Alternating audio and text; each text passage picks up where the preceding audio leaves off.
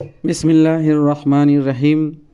سامعین، ایک بار پھر آپ کا اسلامک ڈائجسٹ چینل میں خوش آمدید ہے اور ہم آپ کا استقبال کرتے ہیں۔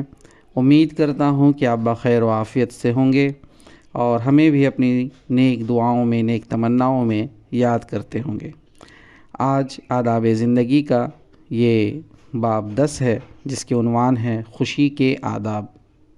اس سے پہلے کہ میں اس عنوان کو شروع کروں، آپ سے پھر سے ایک بار مؤدبانہ گزارش ہے کہ اگر آپ اس چینل میں نئے ہیں تو برائے مہربانی سبسکرائب کر کے بیل آئیکن ضرور دبا دیں، تاکہ ہمارے آئندہ آنے والے جو آڈیو بک ہے وہ آپ تک آسانی سے پہنچ سکے اور آپ کو اس کے فائدے مل سکے، دنیا اور آخرت دونوں میں اس کے فائدے مل سکے۔ ہاں، ایک اور گزارش ہے کہ آپ ضرور ان ویڈیوز کو شیئر کریں اپنے دوستوں میں، اپنے رشتہ داروں میں، اقربا میں، تاکہ ان کے فائدے انہیں بھی ہو جائیں۔ آپ کی جو گروپ ہے، چاہے واٹس ایپ گروپ ہو، انسٹاگرام ہو، وہاں بھی آپ اس کو ضرور شیئر کریں تاکہ زیادہ سے زیادہ لوگوں تک یہ پہنچے اور وہ ان سے فائدہ حاصل کر سکیں۔ بہت شکریہ۔ چلیے آگے بڑھتے ہیں۔ خوشی کے آداب۔ نمبر 1، خوشی کے مواقع پر خوشی ضرور منائیے۔ خوشی انسان کا ایک طبعی تقاضا اور فطری ضرورت ہے۔ دین فطری ضرورتوں کی اہمیت کو محسوس کرتا ہے اور کچھ مفید حدود شرائط کے ساتھ ان ضرورتوں کو پورا کرنے کی ترغیب دیتا ہے۔ دین ہرگز پسند نہیں کرتا کہ آپ مصنوعی وقار، غیر مطلوب سنجیدگی، ہر وقت کی مردہ دلی اور افسردگی سے اپنے کردار کی کشش کو ختم کر دیں۔ وہ خوشی کے تمام جائز مواقع پر خوشی منانے کا پورا حق دیتا ہے اور یہ چاہتا ہے کہ آپ ہمیشہ بلند حوصلوں، تازہ ولولوں اور نئی امنگوں کے ساتھ تازہ دم رہیں۔ جائز مواقع پر خوشی کا اظہار نہ کرنا اور خوشی منانے کو دینی وقار کے خلاف سمجھنا دین کے فہم سے محرومی ہے۔ آپ کو کسی دینی فریضے کو انجام دینے کی توفیق نصیب ہو، آپ یا آپ کا کوئی عزیز علم و فضل میں بلند مقام حاصل کر لے، خدا آپ کو مال و دولت یا کسی اور نعمت سے نوازے، آپ کسی لمبے سفر سے بخیریت گھر واپس آئیں، آپ کا کوئی عزیز کسی دور دراز سفر سے آئے، آپ کے یہاں کسی معزز مہمان کی آمد ہو، آپ کے یہاں شادی بیاہ یا بچے کی پیدائش ہو، کسی عزیز کی صحت یا خیریت کی خبر ملے، یا اہل اسلام کے فتح و نصرت کی خوشخبری سنے، یا کوئی تہوار ہو، اس طرح کے تمام مواقع پر خوشی منانا آپ کا فطری حق ہے۔ اسلام نہ صرف خوشی منانے کی اجازت دیتا ہے بلکہ اس کو عین دینداری قرار دیتا ہے۔ حضرت کعب بن مالک رضی اللہ عنہ کا بیان ہے کہ جب خدا تعالیٰ نے میری توبہ قبول فرما لی اور مجھے خوشخبری ملی تو میں فوراً نبی صلی اللہ علیہ وسلم کی خدمت میں پہنچا۔ میں نے جا کر سلام کیا۔ اس وقت نبی صلی اللہ علیہ وسلم کا چہرہ خوشی سے جگمگا رہا تھا اور نبی صلی اللہ علیہ وسلم کو جب بھی کوئی خوشی حاصل ہوتی تو آپ کا چہرہ اس طرح چمکتا کہ جیسے چاند کا کوئی ٹکڑا ہے، اور ہم آپ کے چہرے کی رونق اور چمک سے سمجھ جاتے کہ آپ اس وقت انتہائی مسرور ہیں۔ نمبر 2، تہوار کے موقع پر اہتمام کے ساتھ خوب کھل کر خوشی منائیے اور طبیعت کو ذرا آزاد چھوڑ دیجیے۔ نبی صلی اللہ علیہ وسلم جب مدینہ تشریف لائے تو فرمایا، تم سال میں 2 دن خوشیاں منایا کرتے تھے، اب خدا نے تم کو ان سے بہتر 2 دن عطا فرمائے، یعنی عید الفطر اور عید الاضحیٰ۔ لہٰذا سال کے ان 2 اسلامی تہواروں میں خوشی اور مسرت کا پورا مظاہرہ کیجیے اور مل جل کر ذرا کھلی طبیعت سے کچھ تفریحی مشاغل فطری انداز میں اختیار کیجیے۔ اسی لیے ان دونوں تہواروں میں روزہ رکھنے کی ممانعت ہے۔ نبی صلی اللہ علیہ وسلم کا ارشاد ہے، یہ ایام کھانے پینے، باہم خوشی کا لطف اٹھانے اور خدا کو یاد کرنے کے ہیں۔ عید کے دن صفائی ستھرائی اور نہانے دھونے کا اہتمام کیجیے۔ حیثیت کے مطابق اچھے سے اچھا لباس پہنیے، خوشبو لگائیے، عمدہ کھانے کھائیے اور بچوں کو موقع دیجیے کہ وہ جائز قسم کی تفریح اور کھیلوں سے جی بہلائیں اور کھل کر خوشی منائیں۔ حضرت عائشہ رضی اللہ عنہا کا بیان ہے کہ عید کا دن تھا، کچھ لونڈیاں میٹھی بیٹھی وہ اشعار گا رہی تھی جو جنگ بیعث سے متعلق انصار نے کہے تھے۔ جنگ بیعث اس مشہور جنگ کا نام ہے جو انصار کے 2 قبیلوں اوس و خزرج کے درمیان زمانہ جاہلیت میں ہوئی تھی۔ اسی دوران حضرت ابوبکر رضی اللہ عنہ تشریف لے آئے، بولے نبی کے گھر میں یہ گانا بجانا؟ نبی صلی اللہ علیہ وسلم نے فرمایا ابوبکر رہنے دو، ہر قوم کے لیے تہوار کا ایک دن ہوا ہے اور آج ہماری عید کا دن ہے۔ ایک بار عید کے دن کچھ حبشی بازیگر فوجی کرتب دکھا رہے تھے، آپ نے یہ کرتب خود بھی دیکھے اور حضرت عائشہ رضی اللہ عنہا کو بھی اپنی آڑ میں لے کر دکھائے۔ آپ ان بازیگروں کو شاباشی بھی دیتے جاتے تھے۔ جب حضرت عائشہ رضی اللہ عنہا دیکھتے دیکھتے تھک گئیں تو آپ نے فرمایا اچھا اب جاؤ۔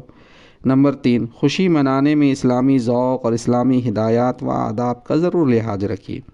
جب آپ کو کوئی خوشی حاصل ہو تو خوشی دینے والے کا شکریہ ادا کیجیے، اس کے حضور سجدہ شکر بجا لائیے۔ خوشی کے ہیجان میں کوئی ایسا عمل یا رویہ اختیار نہ کیجیے جو اسلامی مزاج سے میل نہ کھائے اور اسلامی آداب و ہدایات کے خلاف ہو۔ مسرت کا اظہار ضرور کیجیے لیکن اعتدال کا بہرحال خیال رکھیے۔ مسرت کے اظہار میں اس قدر آگے نہ بڑھیے کہ فخر و غرور کا اظہار ہونے لگے اور نیاز مندی، بندگی اور عاجزی کے جذبات دبنے لگے۔ قرآن میں ہے وَلَا تَفْرَحُوا بِمَا آتَاكُمْ وَاللَّهُ لَا يُحِبُّ كُلَّ مُخْتَالٍ فَخُورٍ۔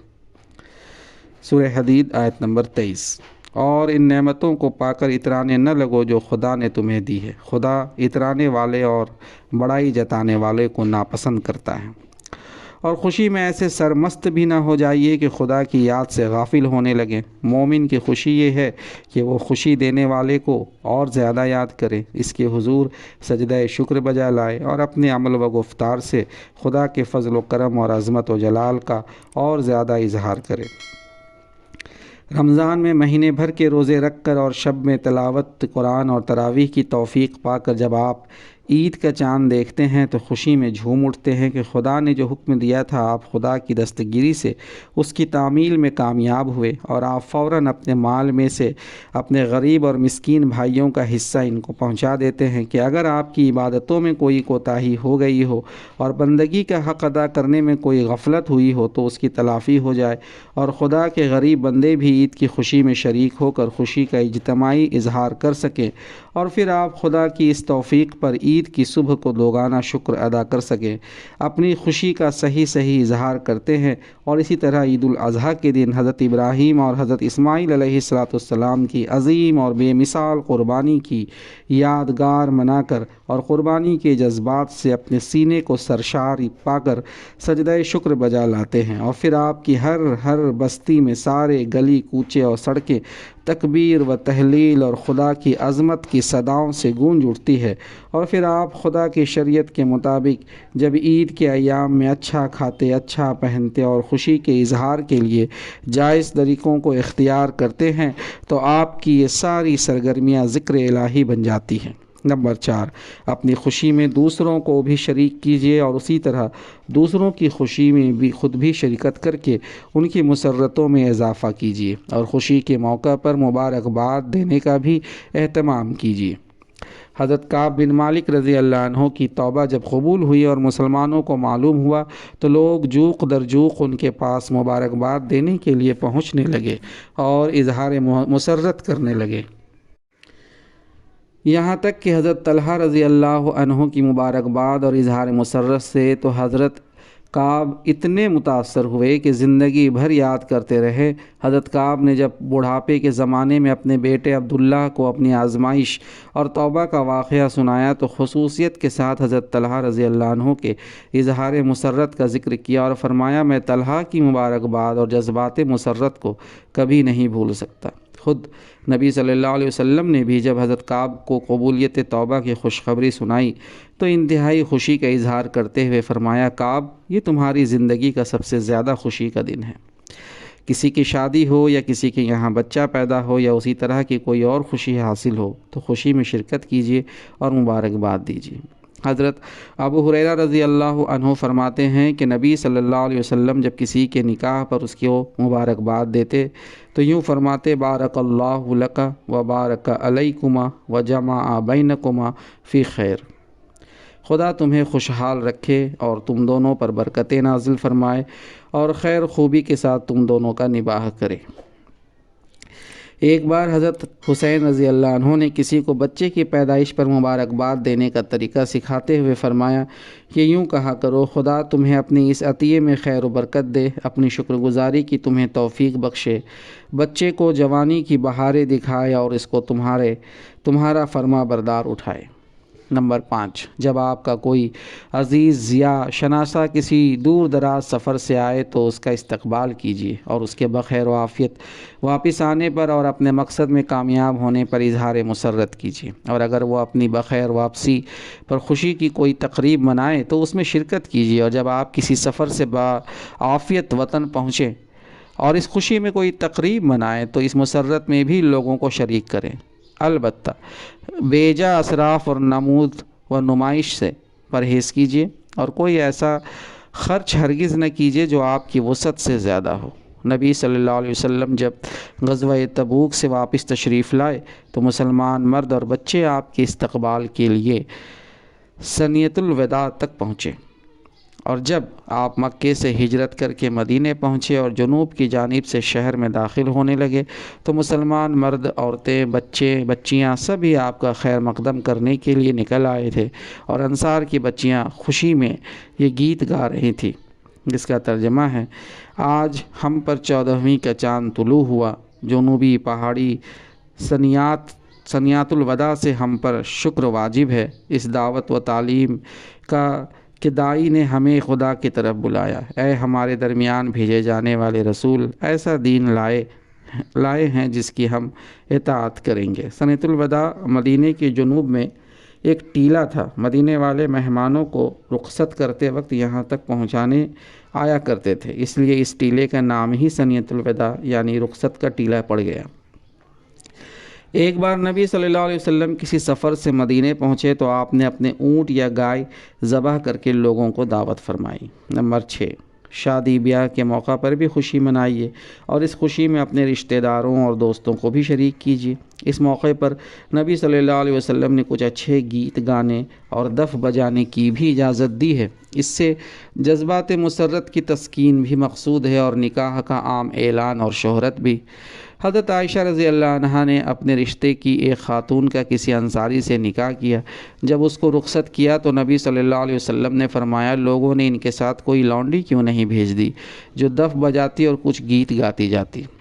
جب حضرت ربیع بنت معوذ رضی اللہ عنہ کا نکاح ہوا تو ان کے پاس چند لڑکیاں بیٹھی دف بجا رہی تھی اور اپنے ان بزرگوں کی تعریف میں کچھ اشعار گا رہی تھی جو جنگ بدر میں شہید ہوئے تھے۔ ایک لڑکی نے ایک مصرع گایا کہ ہمارے درمیان ایک ایسا نبی ہے جو کل ہونے والی بات کو جانتا ہے۔ آپ نے سنا تو فرمایا، اس کو چھوڑ دو اور وہی گاؤ جو پہلے گا رہی تھی۔ نمبر 7، شادی بیاہ کی خوشی میں اپنی حیثیت اور وسعت کے مطابق اپنے رشتہ داروں اور دوستوں کو کچھ کھلانے پلانے کا بھی اہتمام کیجیے۔ نبی صلی اللہ علیہ وسلم نے خود اپنی شادی میں بھی ولیمے کی دعوت کی اور دوسروں کو بھی اس کی تلقین فرمائی۔ آپ کا ارشاد ہے، اور کچھ نہ ہو تو ایک بکری ہی ذبح کر کے کھلا دو۔ شادی میں شرکت کا موقع نہ ہو تو کم از کم مبارکباد کا پیغام ضرور بھیجیے۔ نکاح، شادی اور اسی طرح کے دوسرے خوشی کے موقعوں پر تحفے دینے سے تعلقات میں تازگی اور استواری پیدا ہوتی ہے اور محبت میں گرمی اور اضافہ ہوتا ہے۔ ہاں، اس کا ضرور لحاظ رکھیے کہ تحفہ اپنی حیثیت کے مطابق دیجیے اور نمود و نمائش سے بچتے ہوئے اپنے اخلاص کا احتساب ضرور کرتے رہیے۔ تو سامعین، یہ تھے خوشی کے آداب۔ اللہ تعالیٰ آپ کی زندگی میں بھی خوشیوں کی بہار لائے اور اللہ توفیق دے ہم سب کو کہ ہم خوشیاں اس طرح منائیں جس سے اللہ خوش ہو، اللہ کو ہم ناراض نہ کرے۔ نبی صلی اللہ علیہ وسلم کی سنت کے مطابق خوشیاں منائیں۔ جزاک اللہ خیر۔